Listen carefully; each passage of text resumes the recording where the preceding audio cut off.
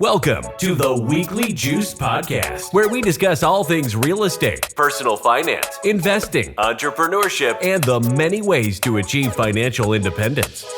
We interview accomplished investors and entrepreneurs with the goal that their stories inspire you to take control of your financial future. Here to get your creative juices flowing while also documenting their own personal investing journeys are your hosts, Corey Jacobson and Ryan Bevilacqua.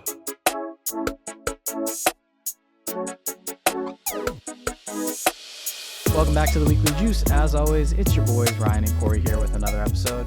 Today we had on special guest Chris Prefontaine. He is a 4-time best-selling author of Real Estate on Your Terms, The New Rules of Real Estate Investing, and Sell with Authority for real estate investors. He's also founder of smartrealestatecoach.com and the host of the Smart Real Estate and Coach podcast.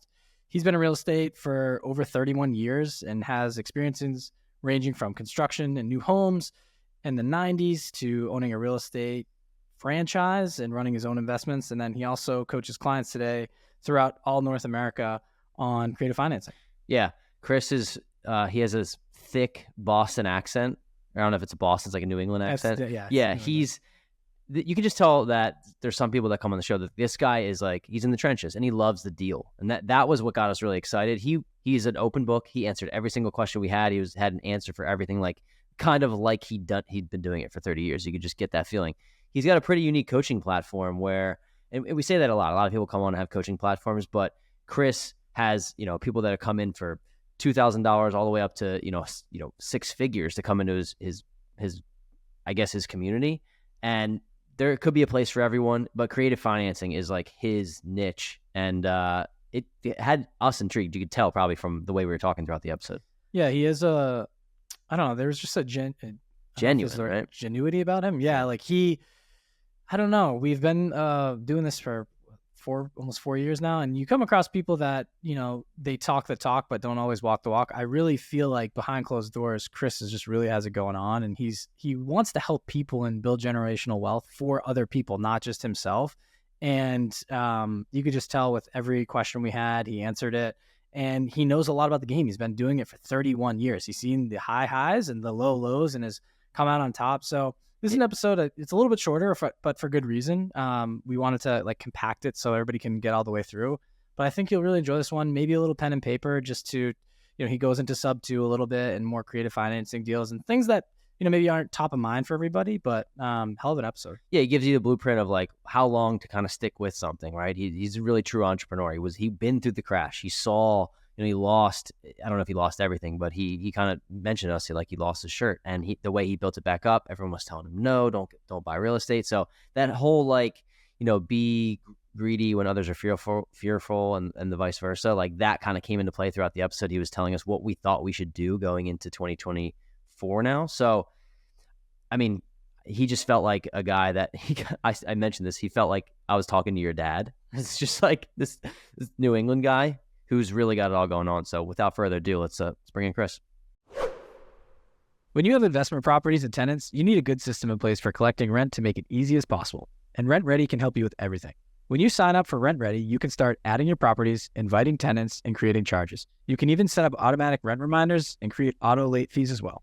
For tenants, they can pay via ACH, card, or even cash using RentRedi's web and mobile apps. They can also use an automatic payment setup and sign up for rent reporting so they get rewarded for paying rent on time. RentRedi saves you time and hassle by automating rent collection, and you can manage everything from one dashboard.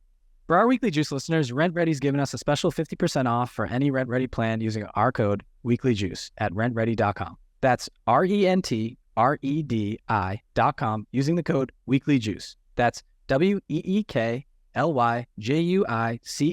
to save 50% off any RentRedi plan. All right, Chris, officially welcome to the Weekly Juice podcast. Corey and I are so excited to have you on the show. We're excited for a fun interview today, man. Yeah, I look forward to it. Hopefully we'll share some nuggets in chatting. I'm sure we will. First off, if you could take us through your timeline on how you got into real estate investing. I know people do some things before they get into real estate, then a light bulb goes off in their head saying, hey, I want to become a real estate investor. So take us through your journey. I actually, I grew up in a family business that wasn't real estate, but it's what got me into real estate. I'm going way back, guys. So I'm going to date myself. I've been at this since 91. It's 32 years, but my father was in the welding supply business in New England, in the area we just talked about. And it was welding supplies, but he would build buildings and then lease them back to himself. And I didn't get that as a kid. I remember asking him, going, how does that work? You're the same person. But now in hindsight, I get it. And I grew up doing that. So I was around that, and I was around his friends that dabbled on the side of their businesses in real estate. That's how I got involved. So I did go to college in Massachusetts, but the whole time I was there, I was looking to do real estate, and I officially started in 91. Wow. Yeah, that was my foray.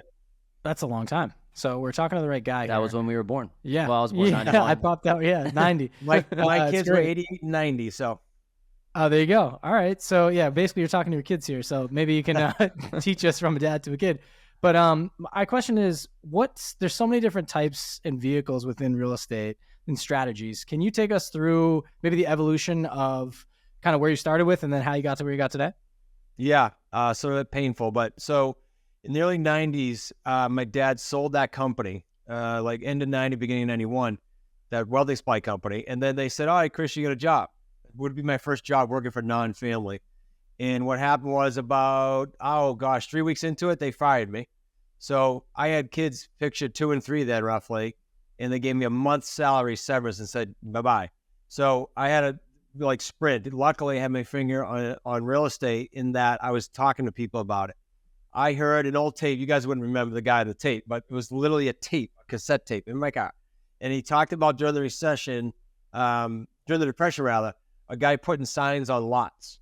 And he would ask the owners to let him sell those. No commitment, no nothing. He wasn't a realtor. So what I did, I said, that's a cool idea. So I went around to landowners. I put signs out on a to-be-built house. I then went and found a builder that said, yeah, I'll build it if you find a buyer. And then I went to all the vendors and said, if I build this house, you got to wait till the very end till we get cashed out. And then everybody gets paid. So I was in my 20s. So I was naive enough to ask for that. I got it. We built a couple hundred homes. And then around 95, I went into, I owned a brokerage. Totally opposite of what a builder would do, right? Builders don't love realtors. I owned a brokerage. I sold out to Coldwell Banker in 2000. And then from 2000 till the crash of 08, I was doing my own investments in the United States and Canada. I was coaching and doing my own investments in New England. But the crash just completely toppled me. I had like 23 properties that I was signed on personally, guaranteeing the loans, which we don't do again. And they all came looking to the banks, because that's what they had to do. So it was a miserable 2008 to 12. Now, I told you all that to say that was the whole preface for what we're doing today. We being my son, my son-in-law, my daughter, we buy and sell in the New England area. We have deals right down by Cape Cod, where you just mentioned, some great deals down there. And we do so without banks, though. We don't touch banks because of what I went through. We don't sign personally. We only buy on terms, which is creative real estate, and that is owner financing, subject to existing financing, and lease purchase. That's the only way we'll buy. So I don't care how big the portfolio gets, we'll never be on a loan personally. And so during the crash, you couldn't have told me that was a good thing, but it was a phenomenal thing because now Smart Real Estate Coach helps people like us all over the country, all over North America, do deals like that. So we're really changing the landscape as far as financing and changing families generationally. One of the questions I have, Chris, is, a lot of people think that there's not necessarily a crash coming, but there's always this uncertainty. It seems like the last 3 years, there's just been uncertainty. And I think that's just the normal. Like, it's just, you never know what's going to happen, right? I'm curious about how you made it through the crash. Like most people, we've interviewed a lot of investors, a lot that have made it through the crash, but I know some personally who just didn't. They're like, real estate's not for me. I'm not doing that anymore. I learned the hard way, right? Yeah. What took you through it that gave you the ability to kind of persevere on the other side? It wasn't right away. It's a good question, but what it was reaching out to people that are also gone through it. So I was in my head for from February of 08, like a light switch went off. I was in my head that, okay, it's my fault. I can't do this. I'd already been at it 18 years. You think I would have figured it out. So about 11-ish, maybe end of 10, beginning of 11, I started seeking out mentors, which I knew inherently I should have done. I just didn't do it. My head was in the sand. And then just friends who basically looked at what I went through and said, one guy laughed, but he said, that's nothing. Like, here's what I went through. And then decided that, continued to tell me how to get through it. That was critical. And so that really got me back on my feet to go ahead and go forward. And I think there's 2 times in my entire career, 08 was one, where I got beat up, and there were both times where I didn't have a mentor or someone to lean on and say, hey, what would you do? Like, what's next? Because the people that quit, to your point, Corey, I mean, it's not real estate, it's them. I screwed up. I don't blame it on real estate. I screwed up. So you tweak it and you move forward. That's pretty much what I did. I said that quickly, but it was painful. Yep. That's the name of the game with entrepreneurship in general. I think it's just you take a beating, but then it's really a roller coaster. When we first got into it, we heard everybody say it, and we're like, oh, you have amazing days, and you have horrendous days. So true. We're going through it right now. November was brutal for us, but we've had a bunch of sunny days too, right? So it's weathering the storm and finding a mentor and people that have gone through it, right, to just help navigate. We had a property burn down earlier in the year. We luckily had another mentor that we've had on the podcast and kind of coached us the way through it. And it was just realizing that you need people in your corner when shit hits the fan to be able to come out on top, but not stopping and continuing to push through. I think separates 90% of people, really. Like everyone, you realize the people that are not successful are just the ones that quit and kind of give up on themselves. Yeah. And I know it's hard, right? That's an easy thing for me to say, but it's hard in the trenches. And we talked about that. We've breezed through your story, but kudos to you for keep going. And it seems like you came out on top. I want to touch on, you mentioned 3 different creative financing lanes, if you will. Can you go into each of those just to educate our listeners on specifically what you do? Yeah.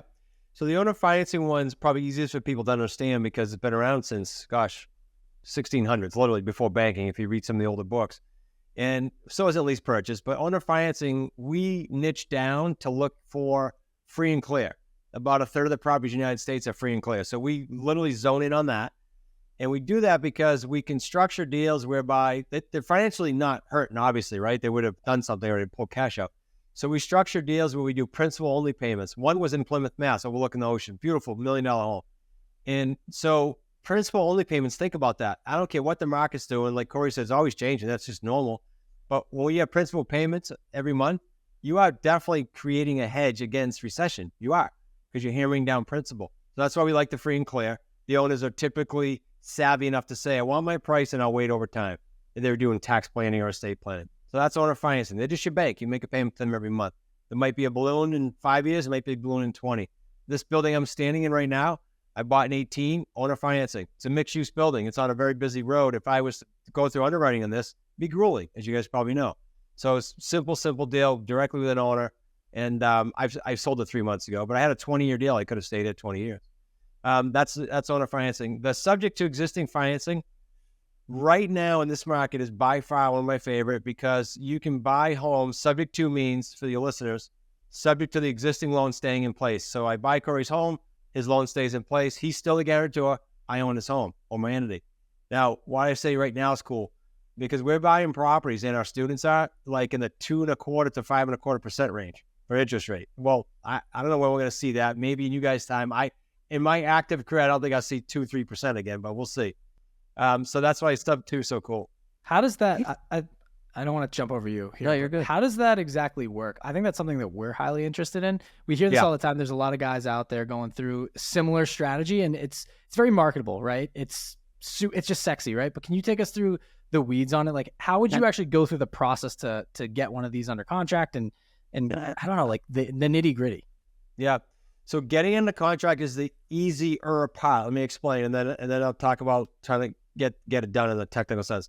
So all conversations, this was no different, sounds like, hey, why are you selling your property? Where are you going? By when do you need to be there? This fetters out the motivation if there is any. And then the key question, what if it doesn't sell? Like, what's your plan B? What if it doesn't sell in a month or 2 months or 3 months? Because they all have them. You just got to vet it out. Now, once we find out that, when you're talking to a free and clear owner, they're, like I said earlier, they're not financially beat up, typically. In a sub-2 property, they're more apt to do that because they are looking for relief. We did another house in Plymouth. This is coincidental that you knew the area. Couple getting divorced, not amicable, different states, living in it, 2 months in arrears. Okay, that needed a fix, and we bought that property subject to the existing financing. So as far as the beginning of that, the conversations, those are fairly easy. Just having that open conversation. Can you fix it? As far as getting them done, I will tell you the biggest challenge will be just get an attorney. And it doesn't matter if it takes you 6 months, find an attorney that's all they do, or at least it's one of the things they do a lot of is subject to existing financing. because I called, quick story, I think people learn better by real examples. I called for a student in New Jersey. He was leaving for Israel. He was panicking. We had a deal under agreement. He's like, I can't get an attorney. I said, I'll take care of it. He's in our program. I said, I'll make some calls. I called 4 attorneys, and I know what to say on the phone. 4 attorneys in Jersey said, you can't do that. Subject to existing financing. No, you can't do it. No, you can't do it. So then I finally got a title company that is in 32 states that they do thousands of them. And they got done in like 8 or 9 days. That's the difference of someone who has a clue and someone who doesn't have a clue. So what happens when you do that transaction when you have the right attorney? Well, you guys have bought a home, so and the listeners have probably bought their own home at least. On the settlement statement, the loan shows up from the new money, right, that's coming to the table. It says loan with whatever, Bank of America, in the loan you took out.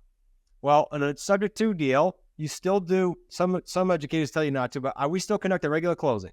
My attorney does it just like a regular closing. The difference is on the line where the financing would show up, it says subject to existing financing with the bank name and the exact balance at the time we're closing it. That's it. It's the only difference. So you're not taking out new money. That money's staying in place. And in the place, the example I gave with Corey, he's the guarantor. I'm not, but the transfer title goes to me, my entity. So let me get this clear. When you buy from this person, do you agree on a purchase price and then they basically give you the loan terms? Like you're taking over the loan terms. Are they getting a lump sum? The reason I'm asking this, I feel like they're getting a big lump sum of relief at that time, or else why would they sell it to you, correct? They may. That's a good question. So there's all kinds of nuances here, right?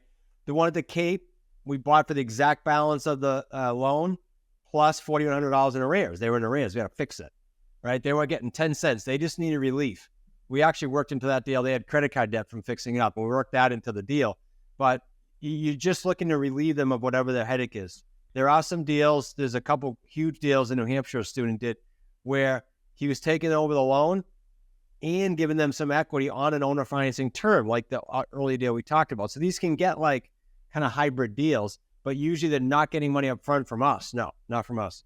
Can you maybe walk us through a deal, maybe the Cape one, for example, just purchase price, how and how you went through the whole process? I'm just slowly getting my brain through this. And also like your plan once you own it too. Is it a long-term rental? Is it what do you typically do with them? Yep, I can go into that because that's most of our exits are the same on a basic level, then they get more advanced. The one at the Cape I was talking about, it's called Lakeshore. So they were in arrears, as I said, $4,100. They said, we got to close this right away. So as a new student, they may not, but we said, fine. When you understand how we exit these, you'll see we have paydays coming in all the time. So we said, fine, we'll set up a closing. By the time we closed it, within a week or two, we had our buyer with a $41,000 down payment. Now I'll explain to you what our buyer is in a minute, because to that question, Corey. So we closed that deal. I think they were on the market. I'm going from memory now. They're on the market roughly $425 with a realtor. It wasn't selling.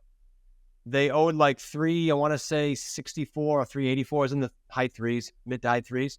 So they were willing to sell it to us for whatever that balance was to get the relief or the payment and then the arrears. That's it. And some credit cards we worked into it. So let's say the credit cards weren't paid up front. The credit cards were paid quarterly over time. So we did like an installment on their credit cards because the husband wanted that and the wife wanted the loan fixed because she was in the loan. It was an interesting deal. Now, once we purchased the property, I said we had a $41,000 down payment. We exit 95% of our properties on a rent to own. And unlike a lot of educators that teach it, we have a very low default rate. We set these buyers up to win. These are buyers that need time, credit repair, or they need time because they changed jobs, or COVID really pushed heavy people leaving the job to go to a new business. And now they need 2 years for that seasoning with a bank, right? They need time to prove. So those are great buyers if they're true buyers. When they're true buyers, they put a down payment down. That's our payday one. That's non-refundable for them. They're a true buyer. They put a down payment down. The difference is they can't get a loan yet, so we do a rent to own with them. Once they are financeable, that house at the Cape has an attorney in it. She went to law school. She messed her credit up. Typical story. Came to us and said, I need time for credit repair. Put down $41,000. Boom. And now she's still in that home because she needed extensions on her credit repair. And we sold that for like $4. We didn't have to even mark it up. Like about what it was worth, $4.25. Same as they had on the market for. Why can we sell it and the realtor couldn't? Because the realtor, think of this, guys. The realtor market right now, they're marketing to buyers. About 17 to 20% of the buyer pool can even qualify for a loan now. That's the number. You talk to top loan officers. That's tiny. It's not to say the other 80-something% are great buyers, but there's some great buyers in there that just need time and a pathway. So I threw a lot out there. I don't know if you want to go back to any piece of that. No, it's very intriguing to say the least. I know. So it seems like that's the only way. Sorry to cut you off. It's one of the ways that you would get deals to cash flow now, right? Because getting deals to cash flow with bank financing, unless you're buying in, a town that nobody's heard of in Iowa, where they probably won't appreciate anyway, it seems like the way to get deals to cash flow is that route. But it sounds like you sold that. So is your typical strategy to flip them? The typical strategy would be anywhere from 2 to 10 years to keep the buyer in there. So they come in with the payday. We trademarked the 3 paydays. So the payday 1 is that 41 grand they put down. Payday 2 is we're paying on an underlying debt. They're paying us something higher than that. So the delta stays with us. That's payday 2 every month. So you get now money, every month money. And then the back end is really cool because the back end, depending on how long the term goes, is all of that principal pay down on the underlying loan, right? Because you locked in your price with the buyer, but you have that loan going down every month that is being taken care of with their payment. So the payday 3 is really cool. It's the markup of the house. Remember, the loan was like 3 something, and then the house we sold 4 1/4, plus all the principal pay down. So the end payday 3 is pretty strong. We average in this area like 75 grand all 3 paydays. Our students go from like 45 grand to 250 grand.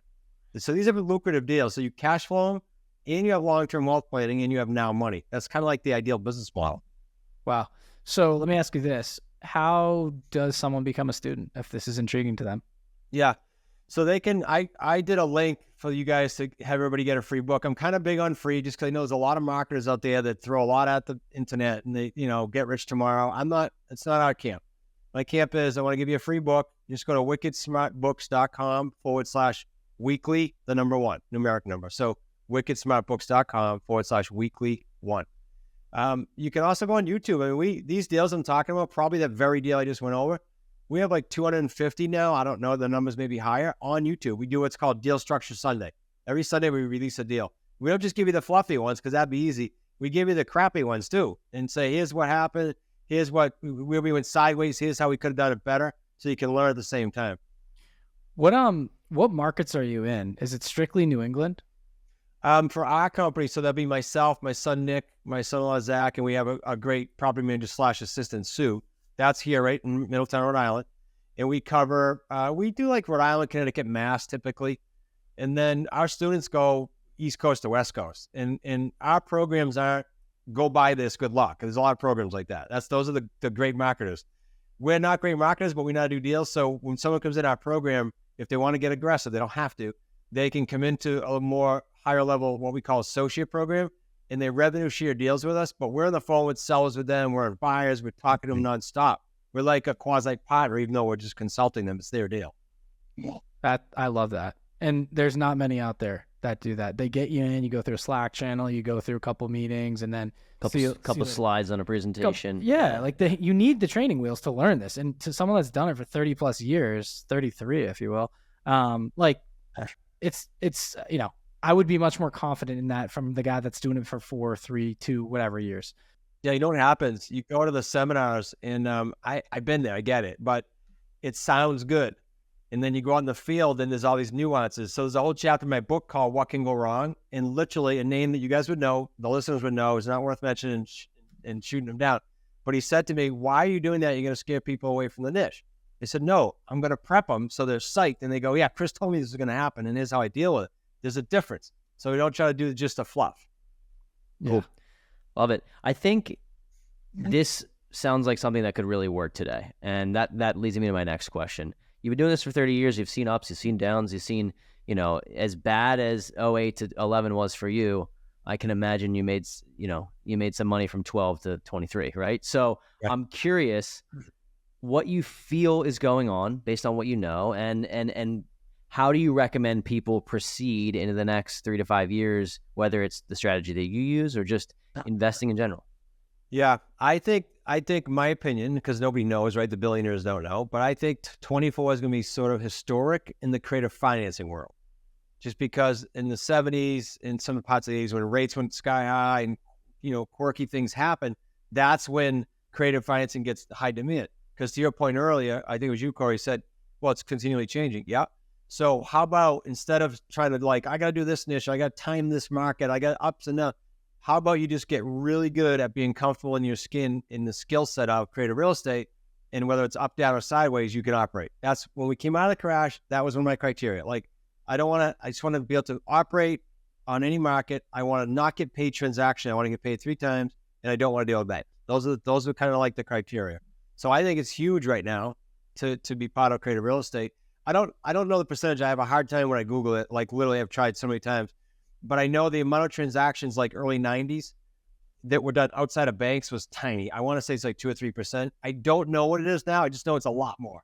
The demand has gone up and up and up. And there's communities full of wholesalers and rehabbers that you guys probably see online that are calling us going, hey, teach our tribe how to do this. Like, because they know that's where it's going. Awesome. Yeah. So my wheels are turning here. So how long is the I think you called it a mentorship. Maybe it's a mastermind. Do you guys meet weekly? Can you give me like the back end curriculum, if you will? Yeah.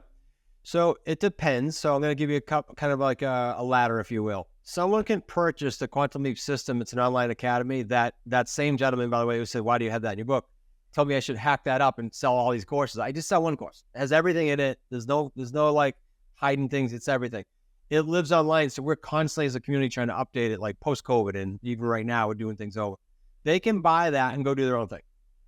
But I will tell you that they leave money on the table because of what you said earlier. Like, stuff happens, and they'll come to my event and they'll share with me their deal, and on stage year after year I'll go, here's what you left on the table.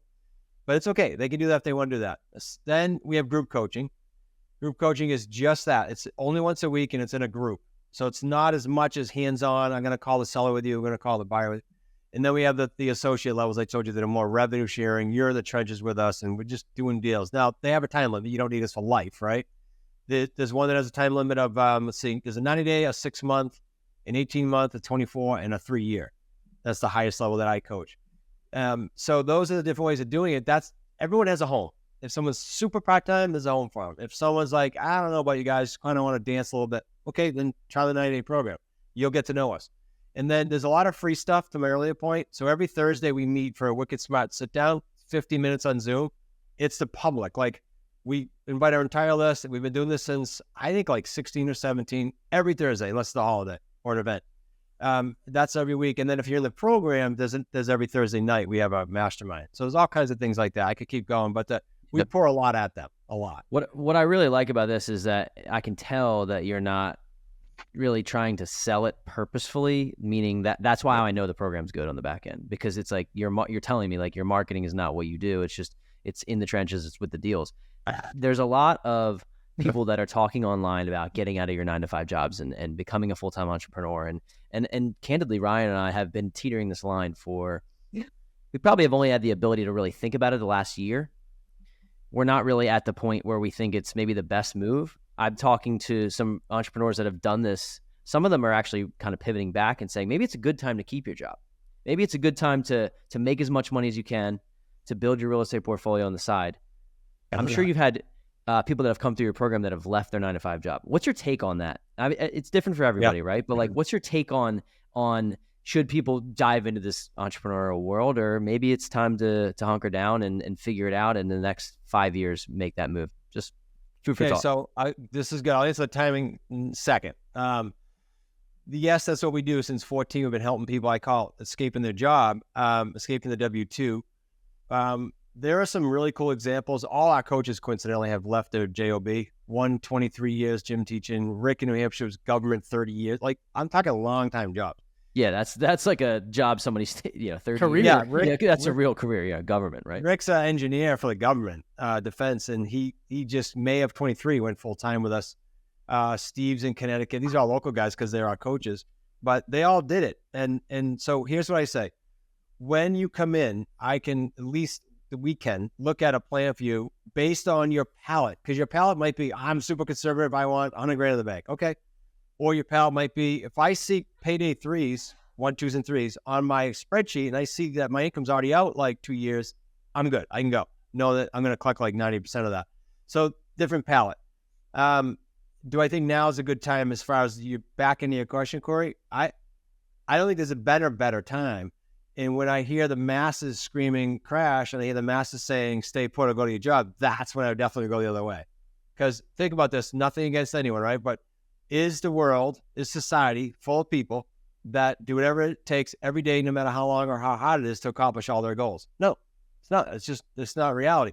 So if they're all screaming, let's go do this, I want to be going in a different direction. That's the bottom line. In 2013, everyone told me after what I went through, you shouldn't be buying it. Don't buy. You're crazy. What are you buying for? And I just loaded up. That was the right time to do it. Yep. That's interesting that you say that, be greedy when others are fearful and fearful when others are greedy. And True. I have seen people sit on the sidelines for the past 2 years. Since 21, there was this big spike. Yeah. And the last 2 years, everyone's saying the crash is coming, the crash is coming. People that are making money off saying the crash is coming are saying it, right? And you can kind of see it. And it's interesting because if you sat out the last 2 years, you've really missed out on a lot of chances. And my gut tells me, I don't know this to be fact. You just said the billionaires don't know. My gut tells me we're going to be in this limbo period for a while. I don't think there's like this massive crash coming. I think the next 6, 7, 8 years are going to see people that have missed out that are fearing the crash that are just going to be on the sidelines. So I appreciate that information. Yeah. I have one more for you. We talked about one exit strategy, your main exit strategy. At least seems like it's lease to own, right? Do you guys ever wholesale these deals, or can you talk to maybe more exit strategies when you go through and you get it under contract? We don't wholesale. And by the way, total side note, Gary Pickering, you can look him up. He was on my show last month, and he told me on the show, and it was pretty aggressive news to me. Wholesaling shut down in a few states. He said he's on some committees and some real estate boards as an attorney trying to fight for real estate. But he said, Chris, I think in the next year or two, you can listen to the episode. I think I'm accurate on how he said it, that they're just trying to shut down every state unless you're licensed, right? So we don't wholesale. It's not because of that. We just don't. But money-wise, I try to get off, Ryan, the transactional treadmill. Do a deal, get paid. Do a deal, get paid. I try to get off that, even though we do have some exit strategies that are like that. So no, but what we do, like with the house I was talking about, with the woman who's an attorney, what we offered her, we offer some other people where we own the house long term. We don't have a term ticking. Like if I buy the house, own a financing, I have a 5-year term, I can't do too much inside that. I just got to do rent own inside that term. But that house I own, I can own it for 30 years if I want. So what we said to her was, this is the carrot we give them. My son, who handles the buyers, says, okay, listen, once you get your deposit up to 20%, not 10 or 12, 20, and once you don't miss a payment for a good year or two, whatever we set up for them, there's your carrot. Instead of going to the bank, even though you thought you were gonna, and you had to go through all this credit stuff, we'll owner finance you. So now we keep them forever, and we create literally what I call a payday 4. Now we're the bank, even though we originally just do rent own. That's what I'd call wealth stacking. So we'll take your portfolio, if you're in our community, after 5 or 6 properties or so, then we'll start to look at what are the due dates to the seller?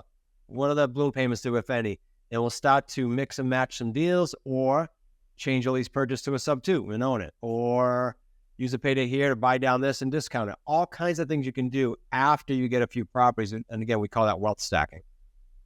Wow. So if you don't mind me asking, how many properties do you guys have under management within your company? And maybe that's personally and through the business. I'm not sure how you split them. Yeah, no, I'll give you an idea. So going into COVID, peak, like when it was the worst uncertainty, we were up to like 72, our family, not the students, not include them yet. And we had about 4 headaches. This will get people thinking, then I'll go back to the portfolio. We had like 4 headaches out of 72. Why? If that was a landlord, I would have had 71 and a half headaches probably, right? But we didn't, because they're buyers.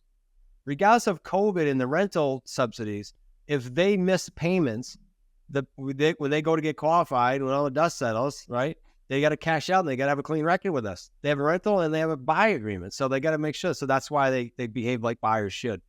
That now our portfolio is probably the 28 to 32 range purposefully, because the community is ridiculously busy now. And so we're trying to do as many deals as we can with them. They own them. We still participate in them. And that way we're spread out, boom, East Coast to West Coast. And we're spread out in all markets. And it behaves like a microcosm of society, right? Because we have such a good look at each market. Just a dot here or there with students, but it gives us a good idea right across the board how things look. Very cool. So do you ever share in ownership with your students? I know you mentioned, actually, I think you mentioned that you do earlier. Well, we rev share. So if you're a student, like I mentioned Rick in New Hampshire, he left his job after 30 years, I said. Well, Rick's done 5 owner financing or sub-2 owner financing hybrid deals in New England area, and we rev share on all those. All of his deals were over 6 figures for the 3 paydays. All 5 of them. That's why he was able to leave his job. So we rev share on those with him for the term of his contract, which is 3 years. Very cool. Last one for me is, how long does it typically take, from a student jumping in with you guys? And I know if you bite off more than you can chew, or basically you have specific silos for each timetables for people depending on their situation. But day one, starting out, how long does it typically take a student to get something under ownership? Yep, this is good. We obsess, because we like transactions, not product. We obsess over what we call TTFD, time to first deal, for 2 reasons. One, everyone asks, right? And 2, I want to set the right expectations. So back to the people that market to them, I don't want them coming in going, I need a deal next month or I can't do this. I don't want to, I really want to go there. So our average right now, I think, is around 147 days. It's been as high as 180. And we literally, it's on our dashboard meeting every Monday, and we look at Tuesday, and we look at that and go, how are we doing? We're turning up or down? And we do like a rolling average. Because as a community, we got to keep that under 180, and the best is to get down to 120, right? But we also don't lop off the outliers. That counts people that come in and don't have lofty goals and don't have to go fast. That counts people that quit. That counts everyone that we've tracked. And that's not a bad time to first deal. No, 5 months for your first deal. And especially because the assumption here is that you can go out and buy real estate. You can buy a bad deal, right? But if it takes you 5 months to find a good one, then you're on the right track. So yep. I love that. Yeah, and if they show us, we're not going to let them do it. If we think it's bad, it's not that we know everything, but. Exactly. I just wanted to ask a couple personal questions that I feel like, just to get to know you a little bit more. We typically do this towards the end of our show. Sure. I'm curious, what's your why? You've been doing this for so long. I mean, this business can beat people up. You figure at the end of the day, you have more ups and downs in real estate if you hold it long enough. That's just how it goes. But I'm curious, what gets you out of bed every morning? What gets you excited? I can tell that you have a passion for this, even with talking to you for 30 minutes. Well, right now it changes, but at my age, I have 2 grandkids now. That's Zach and my daughter Kayla, and Zach's my partner and CEO. It's to create experiences. But to create experiences, I just built a 30-year dream up in Vermont. I built a house there. To create those experiences for the kids and the grandkids, it takes some cash, right? So it's to make enough money and to create enough wealth to do the things that money and wealth can't buy, and that's to create those experiences, which is pretty cool. And then to generationally affect, the company side of it is to generationally affect people. So I use Rick. When Rick comes in, did I generationally affect him and his family? I think so. I hope so, because now he knows a whole new world and he was able to leave his job. That's a different conversation with a spouse or a grandkid or a kid, right? No, I thought I had to stay there. Now I've changed my mind. That changes people. So that keeps us going. Cool. Great answer. Last one for me. Let's say you had a chance to go back and speak to your 18-year-old self. What advice, knowing what you know now, would you give him? And I always say this, I don't know why, it's just in my head, pending he would listen, right? My 18-year-old self wouldn't listen to me, but maybe your 18-year-old self would listen to you. 2 things. Find someone who's already done it, because they're out there now. Because of the internet, you can find anyone that's where you want to be. But second, here's the kicker: stay with it long enough. Brian Tracy was on my podcast. And during COVID, he was 82. So he must be 84 years old now. And I said, I think you should stick with it for 3 years. I gave my whole philosophy on that. He's the first guest that said, no, it's 7 years, Chris. He said, I've been broke, I've been wealthy. It takes you 3 years. You said you're going to suck still after 3 years. Then you're going to be marginally good and you feel like you're adequately paid for 2 or 3. Then the last 2 or 3 is when you'll have your breakthrough. And I thought back to all the things I did, and I said, damn, he's right. So 7 years. Would you say that that's real estate focused, or just kind of anything in entrepreneurship? Anything in entrepreneurship, but certainly I can speak of real estate. But I think anything. I when I was young, I'm sure a lot of people do it, ran from thing to thing. Okay, that must be it. That must be it. Prior to, say, 91 and 95. But it's not it. It's vetting things out, finding someone you can run with, and run with it for 7 years. I love that, because we're in year 3.5, 4 of this podcast, and we've had these peaks, and just in terms of viewership, and we have a good podcast. I can say that I feel comfortable. I love our podcast. I love our show. I love the guests we have on. I think we provide real value. But it's not like we're just on this upward flying trajectory, right? But to hear somebody say, "Do it for 7," I mean, I was planning on doing longer, but it's well, cool to hear at 7, you'll say it's okay. I can go longer. That's exactly. Cool. Speaking of podcasts, Chris, can you give us a little plug for yours, the name of the show, the types of guests you have on, and just give us a little background on that? Smart Real Estate Coach Podcast.com. I, like you guys, started it in, I don't know, 16 or 17, thinking, who's going to be on my show? I don't know what to say, So what did I do? I hired a coach and I said, teach me how to do it. Like, what's the best way to do this? And can you produce it? We have guests. We had Dr. Taryn. She's going to speak at our event this week. We have Ed Milet.